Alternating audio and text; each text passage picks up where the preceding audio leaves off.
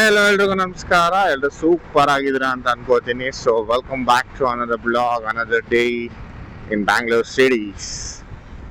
So ಈಗ almost 12 ಗಂಟೆ ಮಧ್ಯರಾತ್ರಿ ಆಗಿದೆ. ಆದರೂ ನೋಡಿ ಎಷ್ಟು ವೆಹಿಕಲ್ಸ್ ಓಡಾಡ್ತಾ ಇದೆ ನಮ್ಮ ಬೆಂಗಳೂರಲ್ಲಿ. ಸೊ ಒಂದಂತೂ ತಿಳ್ಕೊಳ್ಳಿ, so what ever is happening between India versus Pakistan ಅಲ್ಲ. ಸೊ ಜನ ಇವತ್ತು ವಾರ ಆಗುತ್ತೆ, ನಾಳೆ ವಾರ ಆಗ್ಬೋದು, ಅಥವಾ ಸೈಲೆಂಟ್ ಆಗುತ್ತೆ ಅಂತ ಏನಾದರೂ ಅನ್ಕೊಂಡಿದ್ರೆ ಇವತ್ತು ನಡೀತಾ ಇರೋ ಅಟ್ ಪ್ರೆಸೆಂಟ್ ನಡೀತಾ ಇರೋ incidents, it is not A act of war guys, it is A war. So what is happening right now, it is A war. ಒಂದು ಸೂಪರ್ ಅಲ್ಟಿಮೇಟ್ ವಿಷಯ ಅಂತಂದ್ರೆ, ಪಾಕಿಸ್ತಾನ ಅವ್ರು ಏನೇ ಅಟ್ಯಾಕ್ ಮಾಡಕ್ ಟ್ರೈ ಮಾಡ್ತಾ ಇದ್ರು, ಇಂಡಿಯಾದವರು ಅಲ್ಲೇ ಡಿಫೆನ್ಸ್ ಮಾಡಿ ಸೊ ಸೊಲಿಟ್ಟು ನಮ್ಮ ಇಂಡಿಯನ್ ಆರ್ಮಿ ಅಂತ ಹೇಳ್ಬೋದು, ಸಕರಾಗಿ ಮಾಡ್ತಾ ಇದ್ದೀರಾ. ಸೂಪರ್ ನೀವು ಅಲ್ಟಿಮೇಟ್. ಅದ್ರಲ್ಲಿ ಏನು ಎರಡು ಕ್ವಶನ್ ಇಲ್ಲ. ಕೊಲ್ಯಾಟ್ರಲ್ ಡ್ಯಾಮೇಜ್ಗೆ ಯಾರ್ಯಾರ ಫ್ಯಾಮಿಲಿ ಇಂಪ್ಯಾಕ್ಟ್ ಆಗಿದೆಯೋ, rest in peace for all the family. May your soul be in peace. ಮತ್ತೆ ಇನ್ನೊಂದ್ಸಲ ತಿರುಗಿ ನೋಡ್ಬಿಟ್ಟು ನಮಗ್ ಬೇಕು ಕಾಶ್ಮೀರ್ ಬೇಕು, ಆ ಭಾಗ ಬೇಕು, ಈ ಭಾಗ ಬೇಕು ಅಂತ ಮಾತಾಡಬಾರ್ದು. 12 ಗಂಟೆಗೆ ಎಷ್ಟು ವೆಹಿಕಲ್ ಓಡಾಡ್ತಾ ಐತೆ ನೋಡಿ. ಇದು ನಮ್ಮ ಬೆಂಗಳೂರು ಅಂದ್ರೆ.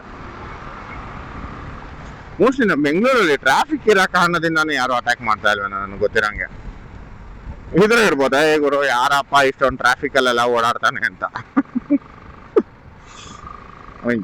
ಜೋಕ್ಸ್ ಅಪಾರ್ಟ್, ಇಷ್ಟೊಂದು ಟ್ರಾಫಿಕ್ ಆಗಂತದ್ದು ಏನಿದೆ 12 ಗಂಟೆಯಲ್ಲಿ? ಮೇನ್ ರೋಡ್ ಬ್ಲಾಕ್ ಮಾಡ್ಬಿಟ್ಟು ಬರೀ ಸರ್ವಿಸ್ ರೋಡಲ್ಲೇ ಹೋಗ್ಬೇಕು ಅಂತ ಇದಾರ ಗೊತ್ತಿಲ್ಲ. ಮೋಸ್ಟ್ಲಿ ಆ ಥರ ಏನಾದ್ರು ಪಾಸಿಬಿಲಿಟೀಸ್ ಇದ್ರೂ ಇರ್ಬೋದು. ನಮ್ಮ ಗಾಡಿಗೂ ಟ್ರಾಫಿಕ್ ಆಗೇ ಬರಲ್ಲ. ಇಂಜಿನ್ ಹೀಟ್ ಆಗಿ ಕಾಲೆಲ್ಲ ಸುಟ್ಟೋಗ್ಬಿಡುತ್ತೆ. ನಮ್ಮ ಬೆಂಗಳೂರಲ್ಲಿ ಏನ್ ಕನ್ಸ್ಟ್ರಕ್ಷನ್ ಮಾಡ್ತಾ ಇರ್ತಾರೆ ಅಂತಾನೆ ಗೊತ್ತಿರಲ್ಲ. ಒಟ್ಟಿನಲ್ಲಿ ಏನೋ ಒಂದು ಮಾಡ್ತಾ ಇರ್ತಾರೆ. ರೋಡ್ ಎಲ್ಲ ಬ್ಲಾಕ್ ಮಾಡ್ತಾರೆ.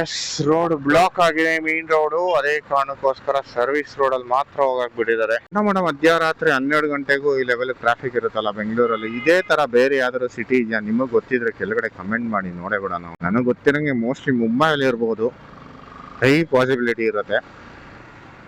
ಯಾಕೆಂದ್ರೆ ಅಲ್ಲೂ ಕೂಡ ತುಂಬಾ ಒಳ್ಳೆ ನೈಟ್ ಲೈಫ್ ಇದೆ ಮುಂಬೈಲಿ ಕೂಡ. ಗಾಡಿ ಸ್ಪೀಡ್ ಆಗಿ ಹೋಗೋ ಕೇಪಬಿಲಿಟಿ ಇದೆ, ಬಟ್ ಮುಂದೆ ಗಾಡಿನೇ ಬಿಡ್ತಾ ಇಲ್ಲ ಅಷ್ಟೇ. ಹಿಂಗೆ ಹೋಗಿ ಹಿಂಗೆ ಸಾಕಂದ್ರೆ ಹಿಂಗೆ ಒಂದ್ಸಲ ಎಕ್ಸಿಲೇಟರ್ ಹೊಡೆದು ಇನ್ನೊಂದ್ಸಲ ಬ್ರೇಕ್ ಹಾಕ್ಬೇಕು. ಇಟ್ಟು ಹೋಗ್ರಪ್ಪ, ಹೋಗಿ ಹೋಗಿ ಹೋಗಿ. ಕಮಾನ್ ಮ್ಯಾನ್, ಈ ಒಂದ್ ಸ್ವಲ್ಪ ಮುಂದೆ ಹೋಗ್ತಾ ಇರಿ, ಫಾಸ್ಟ್ ಆಗಿ ಹೋಗ್ತಾ ಇರಿ. Come on, you guys are doing great. Mostly traffic clear ಆಗಕ್ಕೆ ಮೋಟಿವೇಶನ್ ಏನಾದ್ರು ಕೊಡ್ಬೇಕಾ ನಾವು? ಬೇಕಾದ್ರೆ ಅದು ಕೊಟ್ಬಿಡೋಣ. ನಮ್ಗೆ ನಮ್ ಗಾಡಿ ಮುಂದೆ ಹೋಗ್ಬೇಕಷ್ಟೇ.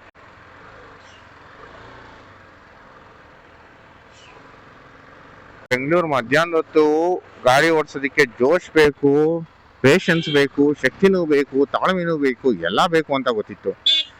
ಮಧ್ಯರಾತ್ರಿ 12 ಗಂಟೆ ಓಡಿಸೋದಕ್ಕೂ ಇಷ್ಟೊಂದೆಲ್ಲ ಬೇಕು ಅಂತ ಗೊತ್ತಿರಲಿಲ್ಲ. ಅಬ್ಬಾ, ಲಿಟ್ರಲಿ 1 ಕಿಲೋಮೀಟರ್ ಇಂದ ಬರ್ತಾನೆ ಇದೆ ಗಾಡಿಗಳೆಲ್ಲ. ಬ್ಲಾಕ್ ಅಂತ ಹೇಳಕ್ಕಾಗಲ್ಲ, ಸ್ಲೋ ಮೂವ್ಮೆಂಟ್ಸ್ ಆಗ್ತಾ ಇದೆ. But not something you expect at midnight 12 o'clock. Signal ಎಲ್ಲ ಜಂಪ್ ಮಾಡಬಾರ್ದು. ಸಿಗ್ನಲ್ ಎಲ್ಲ ಜಂಪ್ ಮಾಡೋದು ಮಾ ಪಾಪ. ಹಂಗಂದಿದ ತಕ್ಷಣ ನೋಡಿ ಒಂದು ಜಾಕಿ 13 ಈಗ ಅವನಿಗೆ ಆ ಸಿಗ್ನಲ್ ಬಿಟ್ಟಿದ್ದಾನೆ. ನಮ್ಗಿರೋದೇ 9 seconds. ಅವ್ರಿಗೇನು ಬರೀ 5 ಸೆಕೆಂಡ್ ಬಿಡ್ತಾನ ಸಿಗ್ನಲ್ ನೋಡಿ. 4 3 2 1 ನಮಗ್ ಬಿಟ್ಟ ಅವ್ರು ಬ್ಲಾಕ್ ಮಾಡಿದ್ರೆ 10 seconds ಬಿಟ್ಟಿದ್ದ ಅವ್ರಿಗೆ ಅಷ್ಟೇ ಮ್ಯಾಕ್ಸಿಮಮ್. ಆಕ್ಚುಲಿ ಅಲ್ಲಿ ನಾನು ತುಂಬಾ ವೆಹಿಕಲ್ಸ್ ಬರುತ್ತೆ, ಬರೀ 10 seconds ಸಾಕಾ? ನೋ ವಂಡರ್ ನಮಗ್ 20 seconds ಬಿಟ್ಟಿದ್ದ. ಮತ್ತೆ ಅದಕ್ಕೆ ನಾವು ತುಂಬಾ ಖುಷಿಯಾಗಿರ್ಬೇಕು. ಆಟೋಮೆಟಿಕ್ ಸಿಗ್ನಲ್ ಅಂತಾನು ಹಾಕಿರ್ಲಿಲ್ಲ, ಅದು ಮೋಸ್ಟ್ಲಿ ಮ್ಯಾನ್ಯಲ್. ರೈಟ್ ತಗೋಬೇಕು. ಈ ತರ ದೊಡ್ಡ ಗಾಡಿ ಎಲ್ಲ ರೈಟ್ ತಗೊಳ್ಳೋದು ಬಹಳ ಕಷ್ಟ. ಈ ತರ ಗಾಡಿಗಳೆಲ್ಲ ಒಂದು 50-60 ಕಿಲೋಮೀಟರ್ ಓಡಿಸ್ಬಿಟ್ರೆ ದೊಡ್ಡ ವಿಷಯ ಅನ್ಕೋಬಿಡಿ. ಅದು ಸುಮಾರು ಜನಕ್ಕೆ ಸುಮಾರು ಊರಿಂದ ಎಲ್ಲ ಬಂದಿರ್ತಾರಲ್ಲ ಲಾರಿಗಳು ಎತ್ಕೊಂಡು, ಅವ್ರಿಗೆ ಒಂದು ಐಡಿಯಾ ಕೂಡ ಇರಲ್ಲ ಹೇಗಿರುತ್ತೆ ಸಿಟಿ ಒಳಗಡೆ ರೋಡ್ಸು. ಸೊ ನಾನು ಹೇಗೆ ಕಟ್ ತಗೋಬೇಕು, ಕೆಲವೊಂದು ಟೈಮ್ ರಿಸ್ಕ್ ತಗೊಂಡು ರೋಡ್ಸ್ ಪಿಕ್ ಮಾಡ್ಬೇಕಾಗತ್ತೆ ಅವರು. ಸೊ ಇಷ್ಟು ದೊಡ್ಡ ಲಾರಿ ಕಟ್ ತಗೊಳಕ್ ಆಗುತ್ತೋ ಇಲ್ವೋ ಅದು ಕೂಡ ಕ್ವಶನ್ ಮಾರ್ಕ್ ಆಗಿರುತ್ತೆ ಅವ್ರಿಗೆ. ತುಂಬಾ ರಿಸ್ಕಿ ಜಾಬು. ನಾವು ಅನ್ಕೋತೀವಿ ಆರಾಮಾಗಿ ಸುಮ್ಮನೆ ಲಾರಿ ಓಡಿಸ್ಕೊಂಡು 15 ದಿವಸ ಲಾರಿ ಓಡಿಸ್ಕೊಂಡು ಅಲ್ಲೇ ಮಲ್ಕೊಂಡು ಒಳ್ಳೆ ದುಡ್ಡು ಹೊಡಿತಾರೆ ಅಂತ. ಬಟ್ ತುಂಬಾ ಯೋಚಿಸ್ಬೇಕು. ಅಂಡ್ ಯೋಚಿಸಿದ್ರು ಕೂಡ ಅದು ಕರೆಕ್ಟಾಗಿರುತ್ತೋ ಇರಲ್ವೋ ಅದು ಕೂಡ ಗೊತ್ತಿರಲ್ಲ. ಕೆಲವೊಂದು ಟೈಮ್ ಬ್ಲ್ಯಾಂಕ್ ಡಿಸಿಷನ್ಸ್ ತಗೋಬೇಕಾಗತ್ತೆ. ಕೆಲವೊಂದು ಟೈಮ್ ಜಸ್ಟ್ ದೇವ್ರಿಗೆ ಬಿಟ್ಟಿದ್ದು ಅಂತ ಹೋಗ್ಬಿಡ್ತಾರೆ ಅಷ್ಟೇ. ಹೋದ್ರೆ ಓಕೆ, ಯಾಕಂದ್ರೆ ನೋಡಿ, ನೀವು ಬೆಂಗಳೂರಲ್ಲೇ ನೋಡಿ ಎಷ್ಟೊಂದು ಅಂಡರ್ ಪಾಸ್ ಇದೆ, ಎಷ್ಟೊಂದು ದೊಡ್ಡ ದೊಡ್ಡ ವೆಹಿಕಲ್ಸ್ ಅಲ್ಲಿ ಬಿಡಲ್ಲ. ಇವ್ರು ಒಂದು ಚೂರು ಮುಂದೆ ಹೋಗ್ಬಿಟ್ಟು ಆ ಅಂಡರ್ ಪಾಸ್ ಅಲ್ಲಿ ವೆಹಿಕಲ್ ಪಾಸ್ ಆಗಲ್ಲ ಅಂತ ಗೊತ್ತಾಯ್ತು ಅಂದ್ರೆ ಅವ್ರು ರಿವರ್ಸ್ ಬರೋದು ಬಹಳ ಕಷ್ಟ ಆಗುತ್ತೆ. And it is almost 30 to 40 minutes of time consuming work ಅದು. So 30 to 40 minutes of time consuming work ಅನ್ನೋದಲ್ದೇನೆ ಪೇಷನ್ಸ್ ಇರಬೇಕು. ಯಾಕೆಂದ್ರೆ ಇಲ್ಲ ಅಂತೂ ಹಿಂದೆ ಬರೋ ಯಾವ ವೆಹಿಕಲ್ ನನ್ನ ಮಗನು ಬಿಟ್ಕೊಡಲ್ಲ. ಇರಪ್ಪ, ನಾನು ಹೋದ್ಮೇಲೆ ನೀನ್ ಹಿಂದೆ ಬಾ, ನಾನು ಹೋದ್ಮೇಲೆ ಹಿಂದೆ ಬಾ ಅಂತ ಹೇಳ್ತಾ ಇರ್ತಾನೆ. ಸೊ ಯಾವನು ಬಿಟ್ಕೊಡಲ್ಲ. ಸೊ ಯಾರು ಒಬ್ರು ಬಿಟ್ಕೊಡೋರ್ಗು ಅವ್ರು ಕಾಯ್ಬೇಕು, ಇಲ್ಲ ಅವರೇ ಸ್ಲೋ ಆಗಿ ವೆರಿ ಮೈನ್ಯೂಟ್ ಆಗಿ ಹಿಂದೆ ಬರ್ತಾ ಇರ್ತಾರೆ. ತುಂಬಾ ಟೈಮ್ ಕನ್ಸ್ಯೂಮಿಂಗ್ ಆಕ್ಚುಲಿ. ನಮ್ ಗಾಡಿಗೆ ಕಮಾನ್ ಅಂತ ಹೇಳ್ಬಿಟ್ಟು ಜೋಶ್ ಪಡಿಸ್ತಾ ಇರ್ಬೇಕು, ಇಲ್ಲಾಂದ್ರೆ ಎಲ್ಲರ ಕೈಗೆ ಕೊಟ್ಬಿಡ್ತಾನೆ ಅಂತ ಭಯ ಆಗ್ಬಿಡುತ್ತೆ ಒಂದೊಂದ್ಸಲ.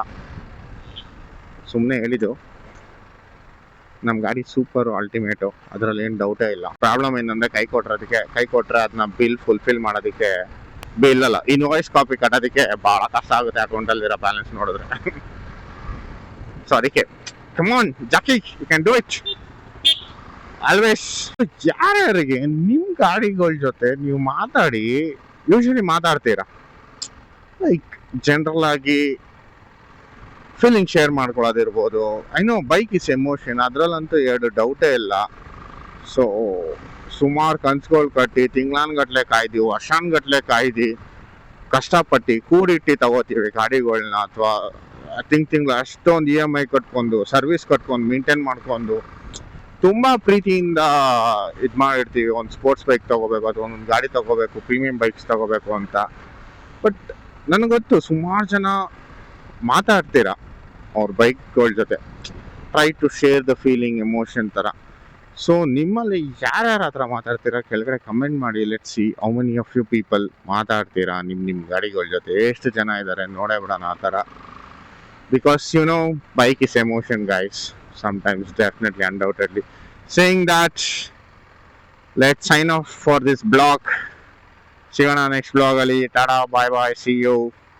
Thank you so much. Keep supporting, subscribe ಮಾಡ್ಕೊಳ್ಳಿ.